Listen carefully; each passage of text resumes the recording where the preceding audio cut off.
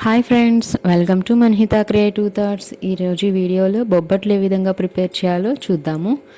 చూస్తున్నారు కదండి, ఇక్కడైతే బొబ్బట్లు చాలా పర్ఫెక్ట్గా వచ్చినాయి. చక్కగా అటు ఇటు పిండి లేయర్స్ వచ్చి మధ్యలో పూర్ణం పప్పు వచ్చింది కదా, చాలా బాగా వచ్చినాయండి. అండ్ అలాగే టేస్ట్ కూడా చాలా సూపర్గా ఉన్నాయి. ప్రాసెస్లోకి వెళ్దాము. ఒక కప్పు పచ్చిశనగపప్పు తీసుకుని కడిగి ఒక హాఫ్ అన్ అవర్ నానబెట్టిన తర్వాత ప్రెషర్ కుక్కర్లో పెడుతున్నానండి. పప్పు మునిగే వరకు వాటర్ వేసి 2 విజిల్స్ వరకు పెట్టాను. పప్పు అంత బాగా కుక్ అవ్వాల్సిన అవసరం లేదు, కొంచెం కచ్చాపచ్చిగా ఉంటే సరిపోతుంది. అండ్ అలాగే ఒక కప్పు మైదా పిండి తీసుకున్నాను. దానిలోకి ఒక పావు స్పూను సాల్ట్ యాడ్ చేశానండి. సాల్ట్ ఒకసారి మిక్స్ చేసుకున్న తర్వాత కొద్దిగా వాటర్ యాడ్ చేసుకుంటూ పిండిని మిక్స్ చేసుకుంటున్నాను.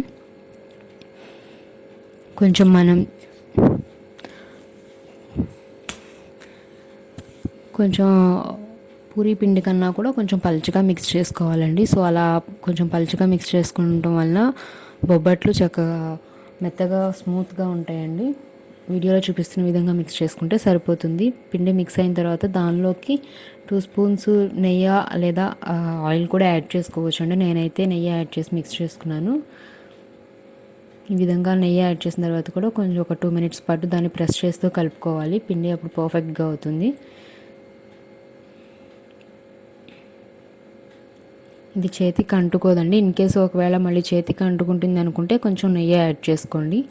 ఇలా పిండి పర్ఫెక్ట్గా మిక్స్ చేసుకున్న తర్వాత దాని పిండి మీద ఒక ప్లేట్ వేసేసి ఒక హాఫ్ అన్ అవర్ పాటు పక్కన పెట్టేసి ఉంచాలి.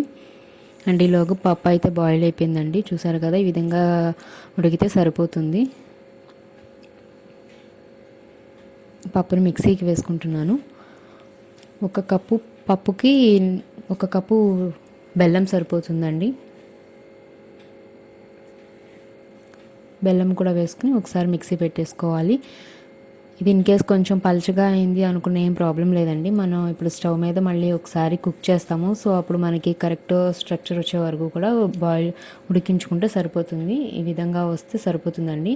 అది ప్యాన్కి అంటుకోకుండా సపరేట్ అయిపోతూ ఉంటుంది. అప్పుడు ఇంకా స్టవ్ ఆఫ్ చేసేసుకుని కొద్దిగా ఇలాచీ పౌడర్ అలాగే 2 స్పూన్స్ నెయ్యి యాడ్ చేసుకుని మిక్స్ చేసుకోవాలి.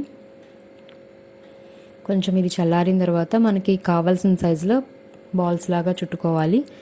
ఇన్కేస్ చేతికి అంటుకుంటుంది అనుకుంటే కొంచెం చేతికి నెయ్యి అప్లై చేసుకుంటూ బాల్స్ చేసుకుంటే సరిపోతుంది. కొంచెం పెద్ద సైజు బొబ్బట్లు చేద్దాం అనుకుంటే కొంచెం పప్పు ఎక్కువ తీసుకోవాల్సి ఉంటుంది. నేనైతే చిన్నవే చేస్తున్నానండి. సో చిన్న బాల్స్ లాగా చేసుకుంటున్నాను. ఇది కొంచెం కాలుతుంది, అందుకనే కొంచెం స్లోగా చేస్తున్నానండి. ఇదే విధంగా మొత్తం పప్పుని బాల్స్లా చేసేసి పక్కన పెట్టేసుకున్నాను. అండ్ అలాగే నా ఛానల్ని ఫస్ట్ టైం చూస్తున్న వాళ్ళైతే తప్పకుండా లైక్ చేయండి, షేర్ చేయండి, సబ్స్క్రైబ్ చేయడం మాత్రం మర్చిపోకండి. అలాగే పక్కనే ఉన్న బెల్ ఐకాన్ని క్లిక్ చేయండి. ఇలా చేయడం వల్ల నేను అప్లోడ్ చేసే ప్రతి వీడియో నేరుగా మీ వరకు వస్తుంది. ఫైనల్గా బాల్స్ అయితే ప్రిపేర్ అయిపోయినాయండి. అండ్ అలాగే మనం పిండి నానబెట్టి పక్కన పెట్టుకున్నాం కదా, అది కూడా కరెక్ట్గా మనం పప్పు అయితే ఏ సైజులో తీసుకున్నాం బాల్స్ లాగా, పిండిని కూడా అదే సైజులో బాల్స్లా తీసుకోవాలి. చూసారు కదా, పిండి చేతికి అంటుకోవట్లేదు. ఇన్ కేస్ అంటుకుంటుంది అనుకుంటే ఆయిల్ ఆర్ నెయ్యి ఏదైనా మళ్ళీ ఒకసారి వేసుకుని మిక్స్ చేసుకుంటే సరిపోతుంది. ఈ విధంగా మనకి కరెక్ట్గా పప్పు ఏ సైజులో ఉందో ఆ సైజులో బాల్స్లా చేసుకోవాలి.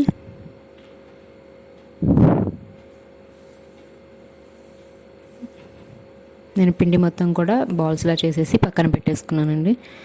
అండ్ తర్వాత పిండిని కొంచెం ఇలా స్ప్రెడ్ చేసి దాని లోపల పప్పు పెట్టేసి క్లోజ్ చేసేసుకోవాలి. క్లోజ్ చేసేసుకోగా పైన కొంచెం ఎక్స్ట్రా పిండి లాగా వస్తుందండి. ఆ కొంచెం ఎక్స్ట్రా పిండిని తీసేసేయాలి. అప్పుడు అలా తీసేయడం వల్ల ఏంటంటే పప్పు బయటకు రాదు, చక్కగా ఈవెన్గా మొత్తం క్లోజ్ అయిపోయి మనం బొబ్బట్లు చేసుకునేటప్పుడు పర్ఫెక్ట్గా వస్తాయి. వీడియోలో చూపిస్తున్న విధంగా చేస్తే సరిపోతుంది. చూసారు కదా, ఇలా బాల్స్లా చేసుకోవాలని. ఇంకొకసారి చూద్దాము ఎలా పెట్టాలి, ఎలా స్టఫ్ చేయాలి ఏంటి అనేది. పిండి తీసుకుని కొంచెం స్ప్రెడ్ చేసిన తర్వాత దానిలో మనం ప్రిపేర్ చేసి పెట్టుకున్నాం కదా బాల్, అది పెట్టేసేసి పూర్ణం బాల్ పెట్టి మొత్తం చుట్టూ క్లోజ్ చేసేసేయాలండి. చుట్టూ క్లోజ్ చేసి పైన కొంచెం ఎక్స్ట్రా వచ్చిన పిండిని తీసేసేయాలి.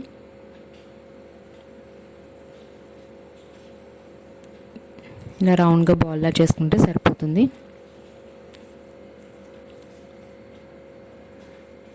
ఇలాగే మొత్తం అన్నీ కూడా నేను చేసి పక్కన పెట్టేసుకున్నాను. ఇప్పుడు వచ్చేసి మనకి పాలిథిన్ ప్యాకెట్ కవర్స్ ఉంటాయి కదండి, దాన్ని ఓపెన్ చేసేసి దానికి కొంచెం నెయ్యి అప్లై చేసేసి వీడియోలో చూపిస్తున్న విధంగా చక్కగా చేతితో పలుచగా స్ప్రెడ్ చేసుకోవాలండి.